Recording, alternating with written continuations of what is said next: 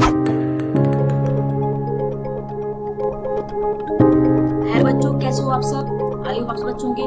बच्चों, जैसे कि आपको पता है कि मैं आपको उत्तराखंड बोर्ड एग्जाम की तैयारी करा रही हूँ, और उत्तराखंड वीडियो ही नहीं, अगर आप उत्तराखंड के किसी भी बोर्ड एग्जाम की तैयारी कर रहे हैं तो मैं आपको उसकी प्रिपरेशन करा रही हूँ।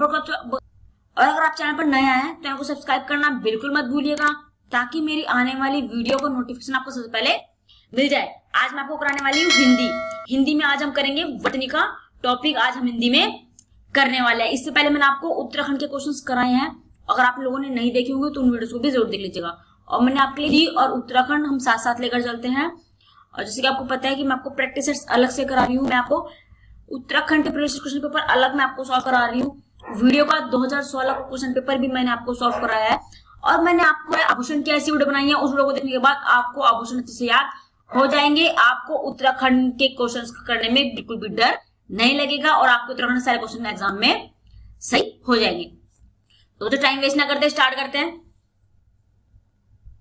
अब वर्तनी क्या होती है, आप वर्तनी को देख लीजिए। वर्तनी होती है, लिखने की रीति को वर्तनी कहा जाता है। तो आपको ये पता होना चाहिए कि लिखने की रीति को वर्तनी कहा जाता है। अगर जैसे कि हम कुछ बोलते हैं, तो अगर हम कुछ बोलते हैं और उसको हम उसी रूप में लिखते हैं, और अगर हम नहीं लिख पा रहे हैं उसकी वर्तनी में हम गलत कर रहे हैं, तो व्याकरण संबंधी ज्ञान की कमी के कारण वहां पर अशुद्धियां आ जाती हैं। तो हिंदी में जो हम बोलते हैं और जो हम लिखते हैं, मातृभाषा या बोली के कारण व्याकरण संबंधी ज्ञान की कमी के कारण वर्तनी में अशुद्धियां आ जाती हैं। तो इसी कारण को क्या बोला जाता है, अशुद्धियां बोला जाता है। ये मातृभाषा हो जाएगा। तो लिखने की रीति को ही वर्तनी कहा जाता है। आपको ये बात भी अच्छी से पता होनी चाहिए। हम क्या बोलते हैं, अशुद्धियां हम उसको बोलते हैं। अब हम करेंगे इसके एमसीक्यू। मैं क्वेश्चन को आपको एमसीक्यू में लेकर आई हूँ। कुछ क्वेश्चन एमसीक्यू के आज करेंगे, बाद में लेंगे, क्योंकि एमसीक्यू की में जो क्वेश्चन मैं आपको लेने वाली हूँ वर्तनी के, उनसे बाहर क्वेश्चन एग्जाम में नहीं आएंगे। आधे क्वेश्चन हम आज करेंगे, बाकी क्वेश्चन हम बाद में करेंगे। तो बच्चों, टाइम वेस्ट ना करके स्टार्ट करते हैं, हो जाएगा। अब नेक्स्ट क्वेश्चन देखिए, निम्नलिखित में से शुद्ध वर्तनी का आपको चयन करना है कि इनमें से शुद्ध वर्तनी कौन सी होगी। तो बताइए इनमें शुद्ध वर्तनी कौन सी होगी। उन्नति का बताना है आपको। उन्नति किस तरह से लिखी जाती है, चार ऑप्शंस पढ़ने हैं, उसके बाद ये ऑप्शन पर टिक करना है। तो आपको देखने से पता चल गया होगा कि इसमें से ये तीनों ही गलत हैं। आपको देखने से पता चल जाना चाहिए कि उनको देखकर ही आपको पता चल जाता है कि वो गलत लिखा हुआ है। तो इसमें क्या हो जाएगा, फोर्थ इसका राइट आंसर हो जाएगा। उन्नति लिखा जाता है ऐसे। तो बाकी सब यहाँ पर अशुद्ध है, तो आपको शुद्ध बताना है, तो शुद्ध हो जाएगा ऑप्शन नंबर 4।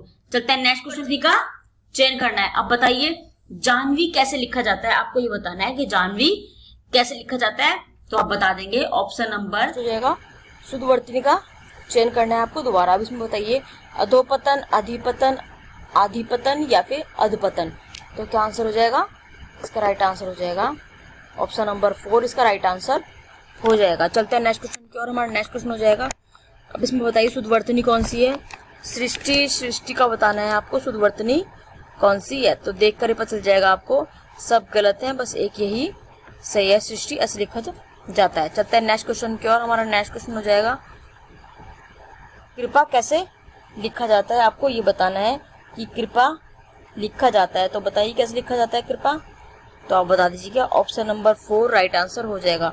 कैसे लिखा जाता है, तो आप बता दोगे कृपा लिखा जाता है का के नीचे र, फिर पापा का डंडा, तो ऐसे लिखा जाता है कृपा। अब चलते हैं नेक्स्ट क्वेश्चन की ओर। हमारा नेक्स्ट क्वेश्चन हो जाएगा, अब बताना है आपको अपकीर्ति में आपको शुद्ध वर्तनी बताना है। तो अपकीर्ति की शुद्ध वर्तनी क्या हो जाएगी, तो कैसे लिखा जाता है अपकीर्ति, तो आपको देख कर ही पता चल जाएगा। लिखा जाता है ऐसे लिखा जाता है। ऑप्शन नंबर 3 इसका राइट आंसर हो जाएगा।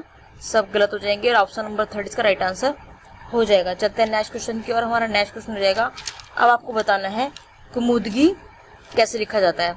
तो आपको बताना है कुमुदगी कैसे लिखा जाता है। तो देख कर ही पता चल जाएगा आपको, कुमुदी लिखा जाता है ऑप्शन नंबर 3, कुमुदनी इस टाइप से लिखा जाता है। ऑप्शन नंबर 3 इसका राइट आंसर हो जाएगा।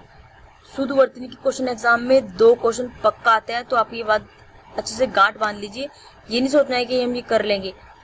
कुछ क्वेश्चन ऐसे होते हैं जो आपको लगता है बहुत आसान है, यही क्वेश्चन आप ज़्यादा एक्साइटेड हो गए तो गलत हो जाते हैं। लेकिन क्वेश्चन को ठीक से देखना है, अच्छे से पढ़ना है। उसको देख कर ही पता चल जाता है कि कौन सा वर्ड गलत लिखा हुआ है, कौन सा शुद्ध वर्तनी लिखी हुई है। चलते हैं नेक्स्ट क्वेश्चन की ओर। हमारा नेक्स्ट क्वेश्चन हो जाएगा, अब इसमें बताइए जो शुद्ध वर्तनी बताइए बर्तन कैसे लिखा जाता है। तो कुछ बच्चे सोचेंगे कि बर्तन ऐसे लिखा जाता है, ऑप्शन नंबर 3, लेकिन नहीं, ऐसे नहीं लिखा जाता है। बर्तन लिखा जाता है ऑप्शन नंबर 4, इसका राइट आंसर हो जाएगा।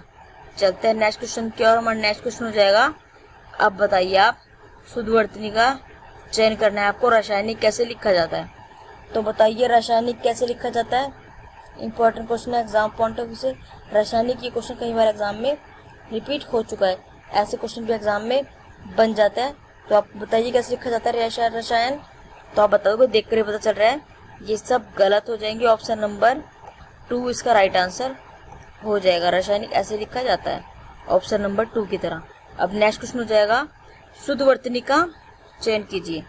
तो फिर बताइए अब इसमें कौन शुद्ध वर्तनी में कौन सा हो जाएगा, द्वंद, उत्सव या फिर उत्सव। तो कौन सा हो जाएगा, उत्सव। तो आप बता दोगे, ये सब गलत हो जाएंगे। उत्सव का ऑप्शन नंबर 2 की तरह लिखा जाता है उत्सव, ये ऑप्शन गलत लिखा हुआ है। तो कैसे हो जाएगा, उत्सव लिखा जाता है उ, अदत्त, स और व। तो ऐसे लिखा जाता है उत्सव। ये क्वेश्चन भी एग्जाम में कई बार रिपीट हो चुका है। तो बच्चों आज के लिए इतना ही, बाकी क्वेश्चन मैं आपके यही क्वेश्चन मैं आपके बाद में और लेकर आऊंगी, क्योंकि अभी पूरा नहीं हुआ है। क्योंकि जितने भी क्वेश्चन एग्जाम में बन सकते हैं शुद्ध वर्तनी के, वो सारे मैं आपके लिए एक वीडियो में लेने वाली हूँ। तो बिल्कुल मिस मत कीजिएगा और पढ़ाई में लग जाइए। इस बार 2021 में किसी भी कीमत पे एग्जाम निकालना है, ये नहीं सोचना है ये क्वेश्चन बहुत आसान है। आप बस तैयार रहिए, जब भी एग्जाम हो हम एग्जाम देने के लिए बिल्कुल प्रिपेयर होने चाहिए।